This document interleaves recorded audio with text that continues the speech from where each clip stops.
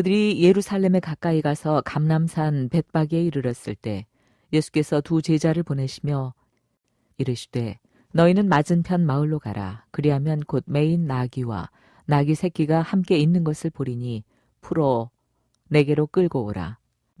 만일 누가 무슨 말을 하거든 주가 쓰시겠다 하라. 그리하면 즉시 보내리라 하시니 이는 선지자를 통하여 하신 말씀을 이루려 하심이라 일렀으되 시온 딸에게 이르기를 내 왕이 내게 임하나니 그는 겸손하여 나귀 곧 멍에 매는 짐승의 새끼를 탔도다 하라 하였느니라. 제자들이 가서 예수께서 명하신 대로 하여 나귀와 나귀 새끼를 끌고 와서 자기들의 겉옷을 그 위에 얹음에 예수께서 그 위에 타시니 무리의 대다수는 그들의 겉옷을 길에 펴고 다른 이들은 나뭇가지를 베어 길에 펴고 앞에서 가고 뒤에서 따르는 무리가 소리 높여 이르되 호산나 다윗의 자손이여 찬송하리로다. 주의 이름으로 오시는 이여 가장 높은 곳에서 호산나 하더라. 예수께서 예루살렘에 들어가시니 온 성이 소동하여 이르되 이는 누구냐 하거늘 무리가 이르되 갈릴리 나사렛에서 나온 선지자 예수라 하니라. 예수께서 성전에 들어가사 성전 안에서 매매하는 모든 사람들을 내쫓으시며 돈 바꾸는 사람들의 상과 비둘기 파는 사람들의 의자를 둘러 엎으시고 그들에게 이르시되 기록된 바 내 집은 기도하는 집이라 일컬음을 받으리라 하였거늘 너희는 강도의 소굴을 만드는도다 하시니라. 고난주간 특별 새벽 기도의 첫날 하나님 앞에 나온 모든 분들 가운데 하나님께서 은혜 주시기를 원합니다. 새벽 기도 가운데 또 기도하면서 매인 것이 있다면 풀려지는 역사가 있기를 소망합니다. 갇혀진 것이 있다면 열려지는 역사가 있기를 소망합니다. 꽁꽁 얼어붙은 얼음 덩어리처럼 녹여지지 않는 응어리가 있다면 녹아지는 역사가 있기를 바랍니다. 기도할 힘이 없고 기도해도 기도가 잘 나오지 않고 무엇을 기도해야 될지 잘 모르는 사람이 있다면 기도의 문이 열리고 기도의 줄을 잡는 은혜의 역사가 있기를 소망합니다. 그 무엇보다도 예수를 가까이에서 만나고 또 기도의 기간 동안에 예수의 음성을 들으며 그 감격과 기쁨이 저와 여러분 가운데 있기를 주님의 이름으로 축원합니다. 이번 주 고난주간 특별 새벽 기도회는 예수님의 마지막 공생애 가운데 마지막 여정 일주일을 함께 묵상하고자 합니다. 예수님의 그 공생애 가운데 가장 핵심이 되고 사역의 완성이 이 일주일 기간에 있었다, 이렇게 해도 과언이 아니지요. 우리는 예수를 따라가는 제자로서 이 일주일 동안 이 공생애 동안 하나님께서 우리에게 말씀하시는 그 주제를 따라 그 발걸음을 따라 이 여정을 걸어가고자 합니다. 이 여정을 통해서 우리 심령의 새로운 회복의 역사가 일어나기를 주님의 이름으로 축원합니다. 오늘 본문을 보면 예수님께서 십자가를 지시기 전 첫날 어떤 일이 있었는가, 이제 이것을 보여주고 있습니다. 우리가 어제 종료주일로 지켰는데 바로 어제가 예수님이 예루살렘으로 입성하는 첫날이었습니다. 수많은 사람들은 종려나무 가지를 들고 호산나 호산나 외치고 있습니다. 지금 우리의 상황으로 보면 만세 만세 부르면서 예수님을 환영하고 있는 것이지요. 반면에 대제사장과 바리새인들은 예수님을 정치적인 위협자로 시기하고 견제하면서 또한 보고 있습니다. 그 한가운데 뒤섞여 있는 수많은 자기의 생각 속에 뒤섞여 있는 그 한가운데를 하나님의 주신 길, 사람의 길이 아니라 하나님의 주신 길을 묵묵히 걸어가는 예수님을 볼 수 있는 것이지요. 첫날, 첫 시작, 십자가를 지시기 이 일주일 첫날 왜 이 장면을 우리에게 보여주고 있는가?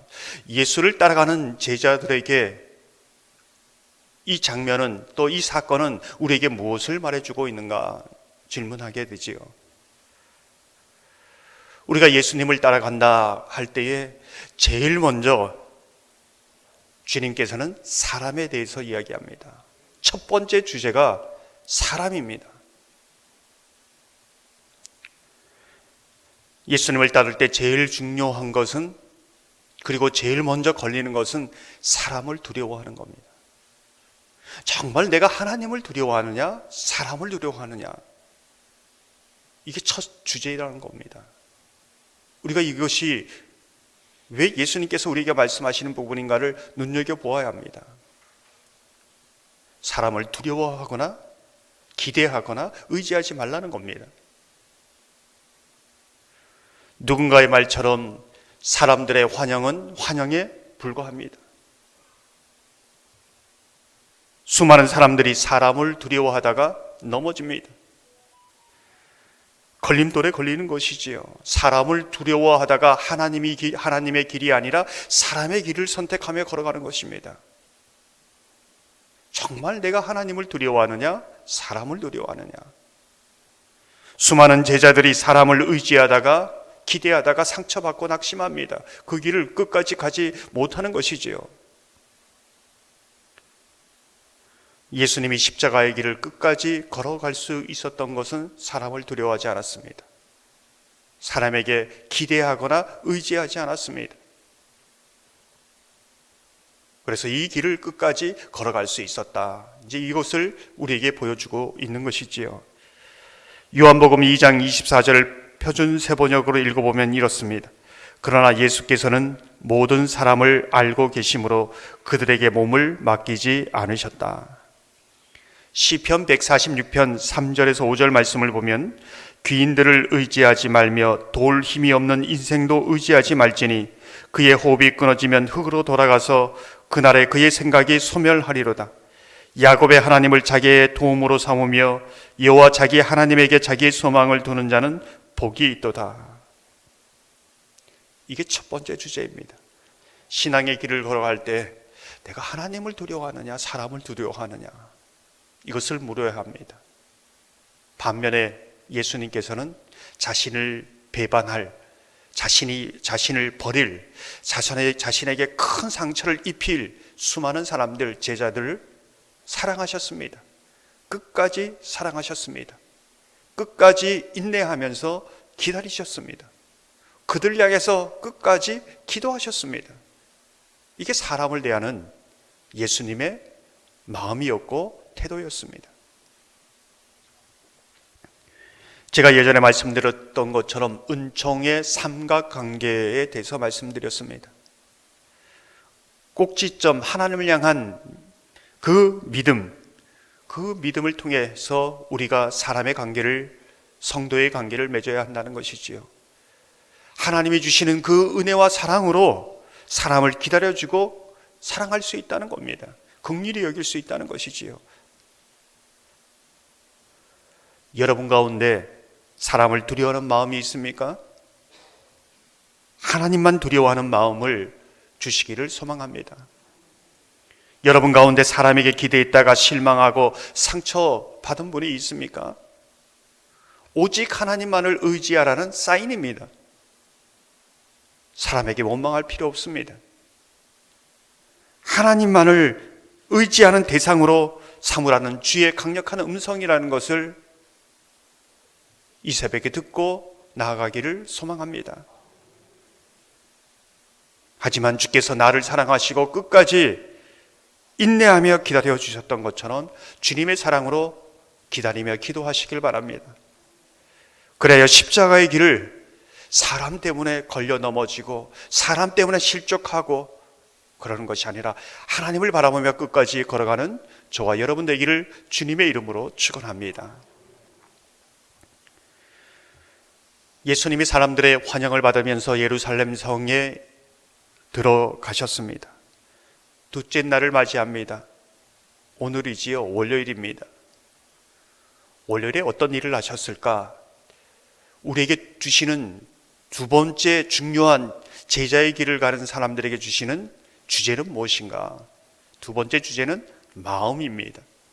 좀 더 구체적으로 말하면 성전된 우리 마음 중심입니다. 예수님은 제일 먼저 성전에 들어가서 그 성전을 깨끗하게 청소하십니다.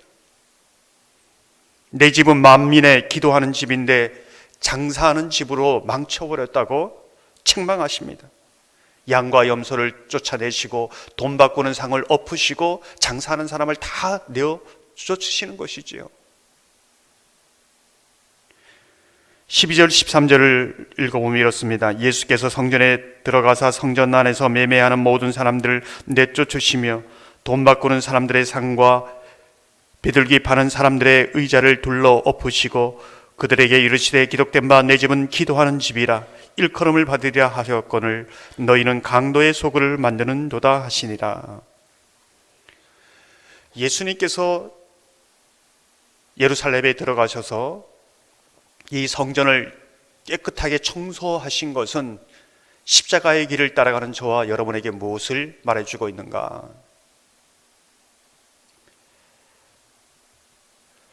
예수님을 따라가는 정말 우리의 마음 중심에 무엇을 원하고 있는가? 이제 이것을 묻는 것이요. 우리 마음 중심에 무엇이 자리 잡고 있는가? 무엇을 얻기 원하며 예수를 바라보고 있는가? 이제 그것을 묻고 있는 것입니다. 첫 시작에 우리의 예수님을 따르는 동기를 묻고 있는 것이지요. 당시 제자들의 마음속에는 십자가의 길을 걷고 있다고 하지만은 인생 역전을 꿈꾸었습니다. 인생 성공을 꿈꾸었습니다. 예수를 인하여 좀 더 높은 자리에 오르고 좀 더 부유해지고 좀 더 사람들의 인정을 받고 그것을 위해서 예수를 따릅니다. 예수님의 십자가의 죽음 이후에 그들의 모든 그 목적은 완전하게 바뀌는 것이죠. 진정한 제자가 됩니다. 이 패러다임의 변화가 일어났는가? 그것을 묻고 있습니다. 이 마음의 중심을 볼 때에 예수가 아니라면 나의 무엇인가를 위해서 예수를 따르고 있는 예수의 제자가 아니라 다른 것을 신으로 삼고 있는 것이지요. 종종 말씀드렸습니다. 우리의 마음이 성전이라는 것은 지성소, 성소, 뜰 이 세 가지로 되어 있습니다. 지성소에 뭐가 있느냐? 하나님의 말씀이 있느냐? 하나님과의 만남을 통한 임재가 있느냐? 예수님을 모시고 있느냐? 이거에 대해서 우리의 삶이 전혀 달라집니다. 성소의 삶이 달라지는 것이지요. 하나님의 자녀의 삶이 달라집니다. 분향단에 있는 기도, 만약에 그 중심에 다른 것이 있다면 그것을 위해서 기도합니다.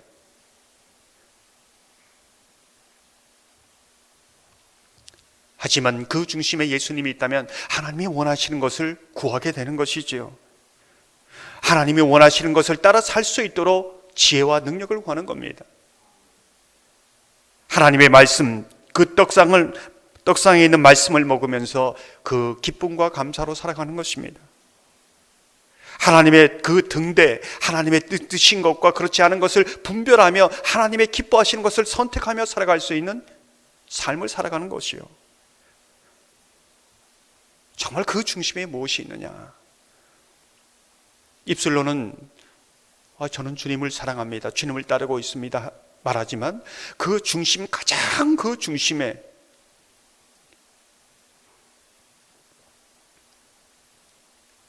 그것이 무엇이 있는가? 그것을 묻고 있습니다. 주일에도 말씀드렸던 것처럼 그 중심에 탐심이 있고 세상에 정욕이 있다면은 병든 마음이 됩니다. 주님을 모신 마음이 아니라 병든 마음이 됩니다. 우리가 헛갈리는 것은 주님도, 이 지성소에 주님도 있고 다른 것도 섞여 있다는 겁니다.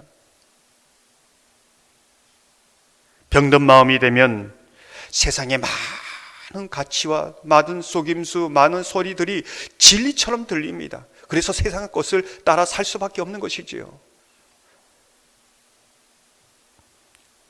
그래서 잘못된 길을 옳은 길로 알고 따라갑니다. 심판의 길을 구원의 길인지 알고 따라가는 것이지요.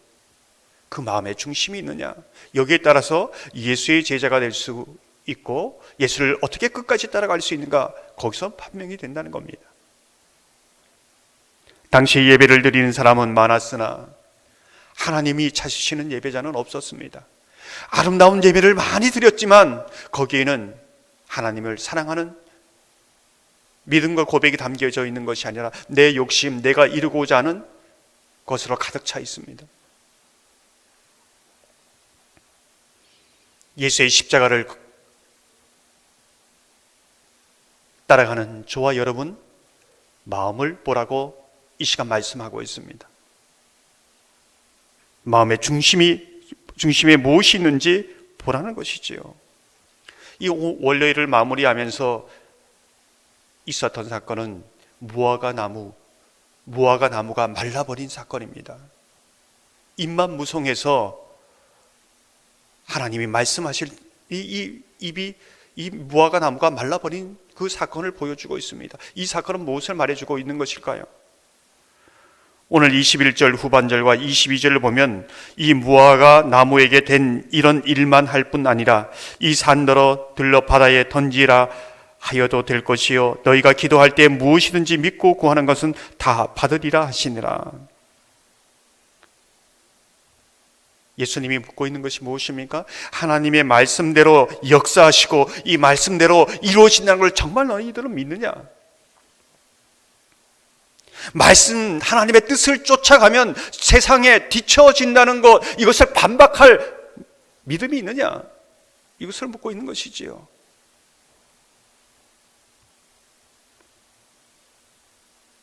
하나님의 말씀을 붙들고 믿음으로 기도할 때에 하나님이 살아 역사하시는 그 믿음이 있느냐? 그 믿음 따라 살아갈 때에 주님이 주시는 그 열매들이 있느냐? 그 지성소 가장 깊은 곳에 예수님이 없고 말씀이 없고 세상 것으로 있으니 겉은 정말 화려한데 말라 비틀어 죽어버린 무화과 나무처럼 그 당시 사람들은 살았다는 겁니다. 근데 중요한 것은 그 모습이 우리의 모습은 아닌가 이제 보라는 것입니다. 사랑하는 성도 여러분, 고난주간을 보내면서 주님의 길을 한 발자국 한 발자국 걸어갑니다. 사람들의 환영은 환영에 불과합니다. 그러나 그 사람을 끝까지 사랑하는 그 사랑으로 십자가의 길을 걸어가시기를 바랍니다. 마음 중심에 주님을 모시고 주님의 뜻을 따라 살아가는 믿음으로 충만한 삶, 주님이 주시는 열매가 있는 복된 삶이 되시기를 주님의 이름으로 축원합니다.